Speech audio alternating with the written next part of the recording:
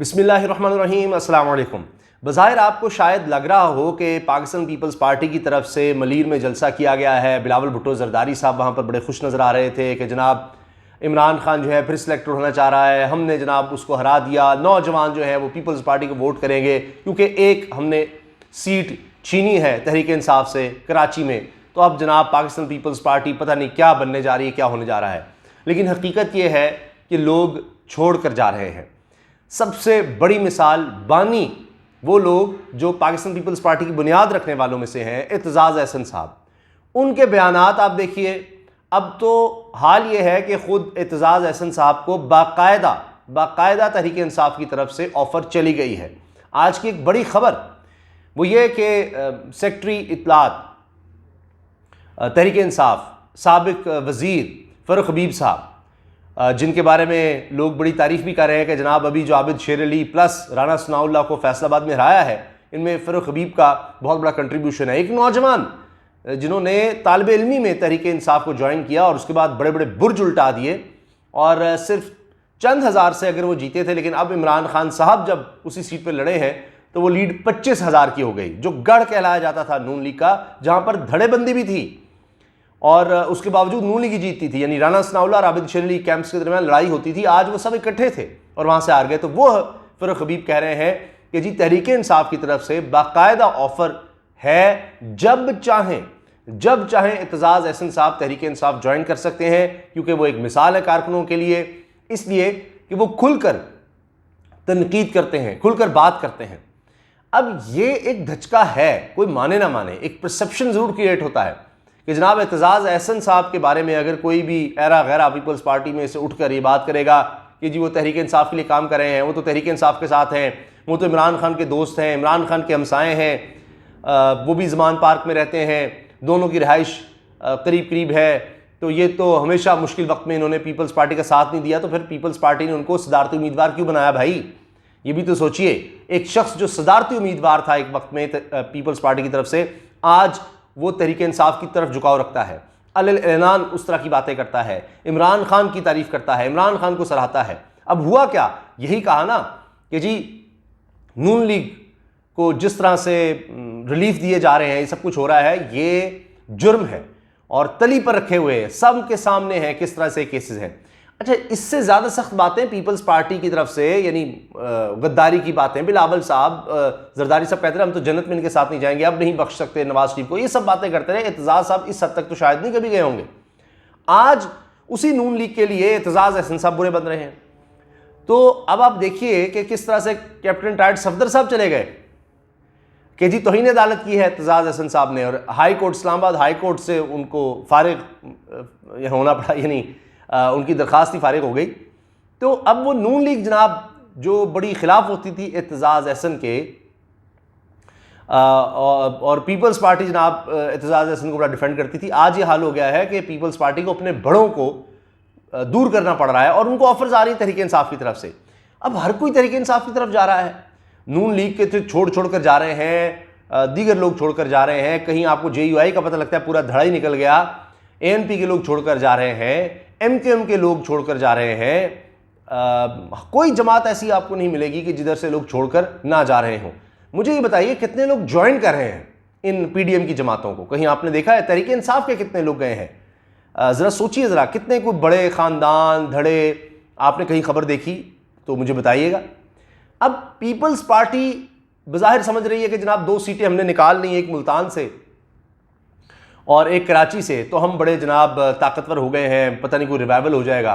पहली चीज़ ये कि पीपल्स पार्टी को पता है बड़ी अच्छी तरह कि अब उनका पूरे मुल्क में वो जो था ना, पूरे मुल्क की जंजीर बेनज़ीर, वो नहीं रहा। जरदारी साहब वो चीज़ नहीं है और खैबर पख्तूनख्वा से सफाया हो चुका पीपल्स पार्टी का, वो अब वहाँ से इलेक्शन नहीं लड़ सकती। मौलाना साहब को आगे कर रहे हैं, अच्छा जी जो हमारे वोट बैंक रह गया आपकी तरफ आएगा, वो भी लड़ाई हो चुकी है। ANP और मौलाना में लड़ाई है, गवर्नर अभी तक नहीं वो लगा सके, आगे चलकर कैसे होंगे? अगरचे ख्वाजा आसिफ साहब ख्वाहिश रखते हैं सब इकट्ठे होकर लड़े, क्योंकि अकेले मुकाबला कोई भी नहीं कर सकेगा इमरान खान का, लेकिन ये कैसे होगा? क्योंकि इकट्ठे होकर भी ये हार गए हैं। खैबर पख्तूनख्वा से तीनों की तीनों सीटें इमरान खान ने जीती हैं नेशनल असम्बली की। ANP को 2 सबसे ताकतवर उम्मीदवारों को हराया और मौलाना साहब के भी ताकतवर उम्मीदवार को हराया। तो वहां पर पीपल्स पार्टी फारिग हो चुकी और उसकी जो जिनको वो आगे करी बनाना वगैरह वो भी फारिग हो चुके। आज़ाद कश्मीर से फारिग, गिलगित बल्तिस्तान से फारिग, पंजाब में, जनूबी पंजाब में कुछ पॉकेट्स रह गई थी वो भी फारिग। आज पीपल्स पार्टी को सहारा मिला नून लीग का, तो तब जाकर उन्होंने मुश्किल से ये यूसुफ ज़गलानी वाली जो उनके बेटे वाली सीट है, उसके अलावा आप मुझे बता दीजिए कहाँ ये जीतेंगे, किस तरह जीतेंगे। हाँ, नून लीग पीपल्स पार्टी इकट्ठी होगी तो फिर शायद कुछ सीटें निकाल सके, लेकिन उससे तो नून लीग का तो बिल्कुल ही कबाड़ा हो जाएगा, पहले ही हो गया है। तो क्या नून लीग जाएगी और अपना जिस तरह पीछे हटाया अपना कैंडिडेट और पीपल्स पार्टी के कैंडिडेट को कि हाँ जी कुछ रिवाइव कर दे, और बदले में नून लीग को क्या मिलेगा, कराची में या सिंध में कितनी सीटें या कितनी जगहों पर खड़े होने देंगे जरदारी साहब, सोचने की बात है। तो जरदारी साहब क्या इसी पर खुश हैं कि जनाब हमारे पास सिंध की तो हुकूमत कम से कम होगी, विफाक में कोई चांस नहीं है नून लीग को साथ मिलाकर भी। अगर इतने ही ये ताकतवर हैं, इतनी ही आसानी है इनके पास, तो फिर तीसरी मरतबा इन्होंने क्यों बल्दियाती इलेक्शन मुलतवी करवाए हैं कराची के? क्योंकि इनको पता है कि अब वहां पर जमात इस्लामी और तहरीक इंसाफ मिलकर इनको टफ टाइम दे सकते हैं, लड़ेंगे अलग अलग, मगर अगर मेयर उनका आ सकता है और एमकेएम भी इनके साथ कोई सदा नहीं रहने वाली। उसको भी पता है कि अगर कराची में वोट बैंक है तो पाकिस्तान पीपल्स पार्टी का साथ देकर उनके साथ जुड़कर कुछ नहीं मिलना। वो हमेशा इलेक्शन से पहले इरादा होती रही एमकेएम, आई पीपल्स पार्टी के पास, लेकिन उन्होंने भी वो ड्रामा करना होता है, उन्होंने भी छोड़कर जाना होता है। तो कराची सबसे बड़ा शहर, आपको पता ही है शहरी इलाकों में एमकेएम का जब जोर होता था पीपल्स पार्टी कितना तंग होती थी, तिगनी का नाच नचाया गया होता था। वो अब उन्होंने एमकेएम को तो फारिग कर लिया, लेकिन उसकी जगह पर आप देख लीजिए वही एमकेएम जो कहती है हमारा मैंडेट लेकर तहरीक इंसाफ को दिया गया। आज 2 दफा हार गई एमकेएम तहरीक इंसाफ से, तो वो तो शिफ्ट हो रहा है अब तहरीक इंसाफ की तरफ। तो एमकेएम कभी भी कहीं भी दूर दूर तक आपको विफाक में पार्टी नजर नहीं आ सकती, उनका फोकस सिर्फ सिंध के शहरी इलाके था, वहीं तक रह जाएगी। लेकिन अगर तहरीक इंसाफ उसको ले रही है जगह को और शहरी इलाकों में तहरीक इंसाफ आ रही है और बल्दियाती सतह पर आ जाती है दीगर जगहों पर जिस तरह पहले आई है, तो आपका ख्याल है जरदारी साहब की चल सकेगी? ये जरदारी साहब बड़े खुश हैं कि जनाब वो 4 के 4 रेफरेंसेस नैब ने वापस ले लिए हैं, अपीलें वापस ले ली हैं। 4 रेफरेंस जरदारी साहब के बड़े बड़े अहम कई सालों से चल रहे थे, तो जनाब अब मौजें लग गई हैं, बल्ले बल्ले हो गई, NRO 2 कंप्लीट हो गया। तो इतना आसान नहीं है जब ये कराची शहरी इलाकों से तहरीक इंसाफ दिखा रही है परफॉर्मेंस, यानी इलेक्शन के हवाले से जीत कर आ रही है और विफाक में सबसे ज़्यादा चांस उनका है, तो इमरान खान आकर क्या करेगा आप सोचिए ज़रा। और एतजाज़ एहसन जैसे लोग जो सब राजदान हैं बहुत सी चीज़ों के, केसेस के, वो लोग जब तहरीक इंसाफ में हों, उनके करीब हों, मशवरे देने वाले हों, जिनसे इमरान खान सब कहते हैं जी मैं मशवरा लेता हूँ, पहले भी ऑफर कर चुके, तो क्या कुछ नहीं होगा फिर पीपल्स पार्टी के साथ? जरदारी साहब जो केसेस ख़त्म करवा चुके, बड़ी दफ़ा इस तरह से किया, वो दोबारा नहीं खुल जाएंगे। इमरान खान 2 तिहाई अक्सरियत से आ गया तो फिर कानून साजी किस तरह की कर सकता है? एतजाज़ एहसन साहब जैसे जहन साथ होंगे, बड़े आईनी और कानूनी माहिर हैं, तो फिर क्या आपके ख्याल में बच जाएंगे? क्योंकि अब तो इमरान खान को समझ आ गई कि किस तरह से केसेस से बचे थे, ये सारा रजीम चेंज क्या पीछे हो रहा था और किस तरह एहतसाब ही नहीं होने दिया गया, वो कब क्या क्या हो रहा था, किस तरह। अब जब अगर उनकी हुकूमत आएगी तो वो किस तरह का फिर एहतसाब करेंगे, किस तरह की अदालतें हैं जो ये खुद कहते हैं कि जी हम इसलिए आए वरना तो हमारे खिलाफ केसेस का फैसला आ जाना था। अब आकर भी तबाही हुई है, तो अब इमरान खान अगर दोबारा आया तो वो कितना ख़तरनाक होगा ये सोचिए। तो ये जो खुशियाँ हैं ना कि हमें कुछ नहीं होता, हम आराम से सिंध में कंफर्टेबल हैं, ये सैलाब भी आया तो क्या है, गरीब लोग हैं, इनके पास कोई ऑल्टरनेट ही नहीं है, इनकी ऐसी की तैसी, ये हमारे अलावा किसी को वोट दे ही नहीं सकते, तो ऐसा भी नहीं है।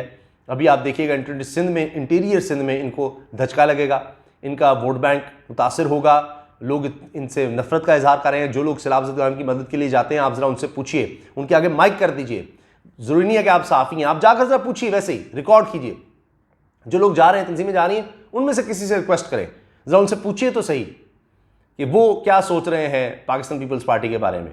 तो वहाँ पर ओवरनाइट तो शायद नहीं, लेकिन अब ये 15 साल तकरीबन हो गए हैं ना पीपल्स पार्टी को मुसलसल, तो अब आप देखिएगा कि क्या हालत होती है। तो सुकड़ती चली गई है ना जिस तरह पीपल्स पार्टी, वो अमल तेज़ हो रहा है, तेज़ हो रहा है। आगे तो आप इलेक्शंस में जब भी होंगे चीज़ें और ज़्यादा वाज़ेह हो जाएंगी। इजाज़त दीजिए, अल्लाह हाफ़िज़।